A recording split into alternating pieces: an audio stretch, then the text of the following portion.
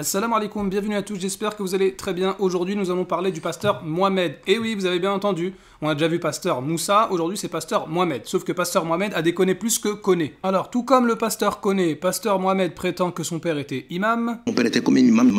Mes parents sont des personnes très pieuses.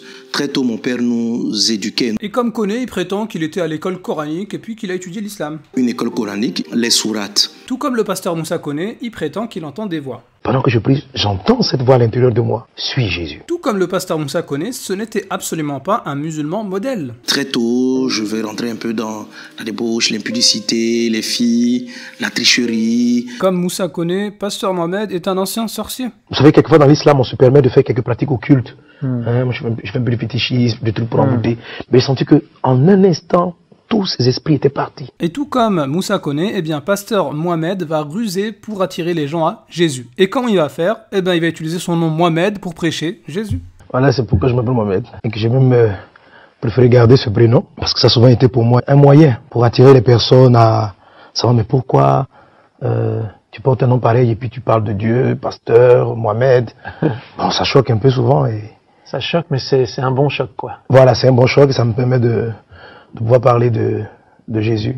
Ainsi, le cas du pasteur Mohamed Sanogo est très semblable à celui de Moussa Koné. Voilà, des anciens imams ou bien des anciens fils d'imams qui lisaient des sourates et ainsi de suite. Mais le problème du pasteur Mohamed, c'est qu'il va faire pire que Moussa Koné. Et le Coran nous dit ici وَمَنْ أَظْلَمُ مِمَّنِ افْتَرَى عَلَى اللَّهِ كَذِبًا أَوْ كَذَّبَ بِآيَاتِهِ. Qui donc est plus injuste que celui qui invente un mensonge contre Allah ou qui traite de mensonges ces versets?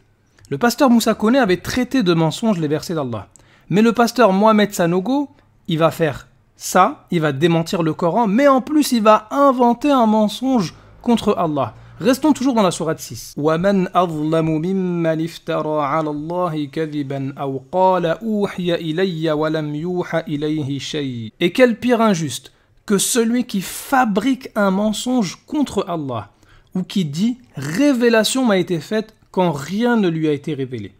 Le problème de ce pasteur Mohamed Sanogo, qui paraît bien moins prétentieux que Moussa Koné, eh bien c'est que il a refusé le Coran. Vous voyez le Coran, Allah Azza wa Jal, il a dit « Wa hadha kitabun anzalnahu mubarak ». Le Coran, c'est un livre qui est béni. Eh bien, il a refusé ce livre-là, mais par contre, il ne refuse pas de se faire appeler Mohamed. Donc en apparence il s'appelle Mohamed mais il refuse la révélation, le Coran. Eh bien lorsqu'il a refusé cette bénédiction là du Coran, il est passé dans le verset d'après. Maintenant il prétend être un prophète qui reçoit des révélations. Allahu Akbar. Dieu m'a accordé la grâce d'avoir une révélation, Au début quand j'ai reçu la parole, j'étais dans la chambre, je travaillais, dans mon bureau je travaillais, puis l'esprit m'a conduit à un moment donné. Je suis parti, je devais me préparer pour venir au live. Et puis la parole a continué. Donc c'est une parole que je n'ai pas directement écrite. Voilà ce que Dieu nous dit, nous en tant que les prophètes. Dans la saison 2020, il va y avoir totalement un bouleversement. L'esprit a commencé à me parler énormément. Voilà, donc ce matin, j'étais en train de rédiger, j'ai reçu beaucoup de prophéties. Eh bien, tu vois, toi qui te prétends être prophète, pasteur Sanogo, tu n'as jamais lu le Coran puisque le Coran te démasque automatiquement. Allah Azza wa Jal nous dit à propos du prophète, alayhi salatu wassalam, qui est un vrai prophète, فَقَدْ لَبِثْتُ فِيكُمْ عُمُرًا مِّن قَبْلِهِ أَفَلَا تَعْقِلُونَ. Allah Azza wa Jal, il dit de dire au prophète, alayhi salatu wassalam, qui n'a jamais été considéré comme un menteur, ni avant, ni après sa prophétie, par les gens de son peuple. Les gens de son peuple savaient qu'il était Al-Amin, celui qui est véridique, même avant de recevoir la révélation. C'est pourquoi il est dit « Je suis bien resté avant cela, avant la prophétie, tout un âge parmi vous, ne raisonnez-vous donc pas ?» Alors que toi, pasteur Sanogo, tu reconnais que toi-même, lorsque tu étais encore musulman, et que tu étais un menteur. Je mentais souvent. Non mais attends 2 minutes là, pasteur Mohamed Sanogo là. Allah Azza wa Jal, il ne choisit pas quelqu'un qui était un ancien menteur pour en faire un prophète. Regarde le prophète alayhi salatu wassalam, il était considéré comme véridique avant sa prophétie. Mais toi, avant tes prétendues prophéties, tu disais toi-même que tu étais un menteur. Et maintenant tu dis que c'est le prophète Mohammed sallallahu alayhi wa sallam qui est un menteur alors qu'il était reconnu véridique par tout le monde. Mais c'est quel monde ça? Donc tu vois le prophète alayhi salatu wassalam, il est là. Et toi, t'es juste après. Qui est plus injuste que celui qui invente un mensonge contre Allah ou qui traite de mensonge ces versets le Coran, vraiment les criminels ne réussissent pas. Donc tu vois, pasteur Sanogo, si seulement tu disais oui voilà tu crois plus en l'islam et tout, écoute ça c'est ton affaire. Mais maintenant tu prétends recevoir des révélations et tu conserves ton nom Mohamed pour égarer les gens, là on n'est pas d'accord. Bon, l'imposture du pasteur Mohamed Sanogo, eh bien elle est évidente pour tout musulman, puisque après le prophète Mohammed alayhi salatu wassalam, il n'y a plus de prophète. Mais même pour les chrétiens c'est évident. Tout d'abord, pasteur Sanogo prétend faire des miracles extraordinaires. C'est vrai que Jésus fait des miracles extraordinaires. C'est vrai que Jésus fait des miracles extraordinaires. Bon, des fois ça marche pas trop. Un jour, à un baptême, quelqu'un est décédé après qu'on ait baptisé. Il a nagé dans la lagune et puis il s'est noyé. Ça m'a froissé, ça m'a blessé. Le pasteur Mohamed Sanogo ne connaît pas très bien sa Bible. Lorsque le Seigneur voulait que... comment il s'appelle encore ce monsieur-là? C'est Akab, non? Non, c'est pas. Qu'il aille sur le champ de bataille pour être tué. Hein, c'était Akab. Alléluia. Attendez, j'ai oublié de trouver cette référence-là. Hein. Ben, tu peux me la trouver rapidement? Dans le livre de 2 Pierre, laisse-moi encore te trouver. Voilà, le pasteur Sanogo ne connaît pas ses écritures, il cherche un passage pendant longtemps. Là, je fais avance rapide. Hein. Et vous voyez, c'est quelqu'un sur le chat qui va l'aider et qui va lui donner la bonne référence. Voilà, 2 Pierre chapitre 2, verset 4. Dans le livre de Osée. Allez, on y va, on cherche, on cherche. Dans le livre de Osée, je crois. Tu crois ou t'es sûr? Je trouve ça rapidement. Bah j'espère, hein, parce que là j'ai mis avance rapide, tu trouves pas encore. Comment ça se fait? T'as plus de prophétie là? Le Saint-Esprit t'aide plus? C'est bizarre, hein. Ah tiens, sur le chat, il y a beaucoup de personnes qui connaissent la référence, mais pas toi. Bon, je vais le trouver tout à l'heure, ok? Bref, d'ici la fin, je vais te donner ce passage. Amen. Non mais attends 2 secondes là. Toi qui prétends avoir des révélations, connaître les choses cachées, t'es même pas capable de connaître des passages de la Bible que même tes élèves connaissent mieux que toi. Mais c'est quel charlatan ça? Bon, je vous rassure, hein, il y a déjà des chrétiens qui ont essayé de mettre en garde contre pasteur Mohamed Sanogo. Sanogo, on a démontré cela, mes frères et sœurs, dans un culte macabre où il se transforme, il se déguise en femme, s'habillant en tenue traditionnelle. La canne qu'il a, c'est quelle canne? C'est un pouvoir, c'est un fétiche, c'est un gris-gris. Les amulettes qu'il a autour du cou, c'est Sanogo habillé comme une femme.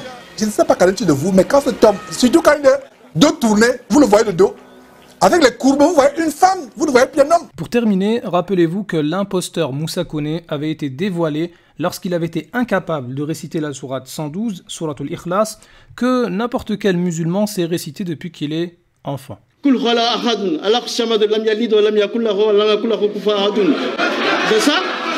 Ouais?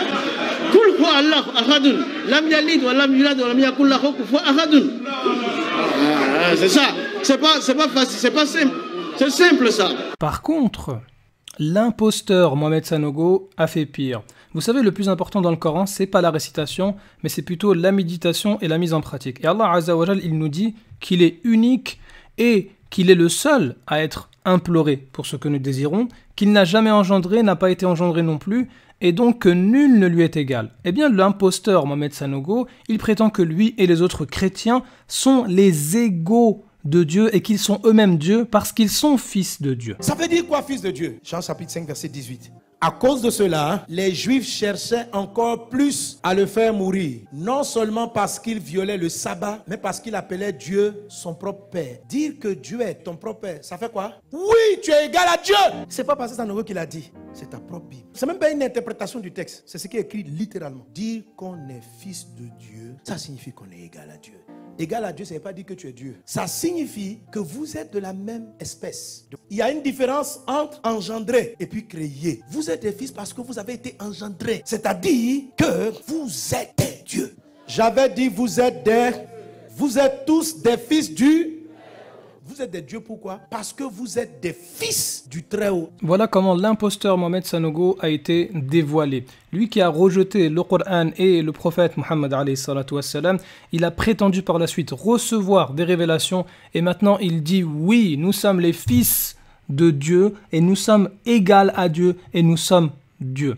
Et ça, c'est contredire le plus grand des commandements et c'est l'enfer éternel. Wallahu al-musta'an.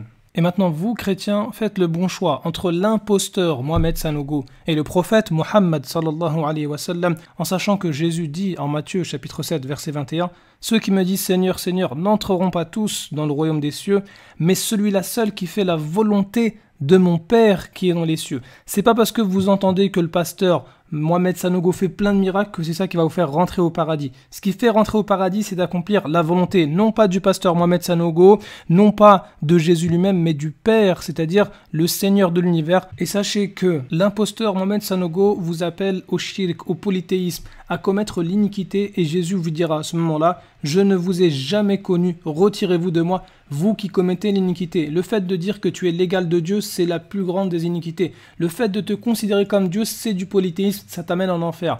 Alors que le prophète Muhammad sallallahu alayhi wa sallam, le prophète de l'islam, lui, il va te guider grâce à Allah Azza wa Jal au tawhid, à accomplir la volonté d'Allah Azza wa Jal uniquement. Et c'est ça qui va te faire rentrer au paradis. قل إن كنتم تحبون الله فاتبعوني يحببكم الله ويغفر لكم ذنوبكم والله غفور رحيم قل أطيعوا الله والرسول فإن تولوا فإن الله لا يحب الكافرين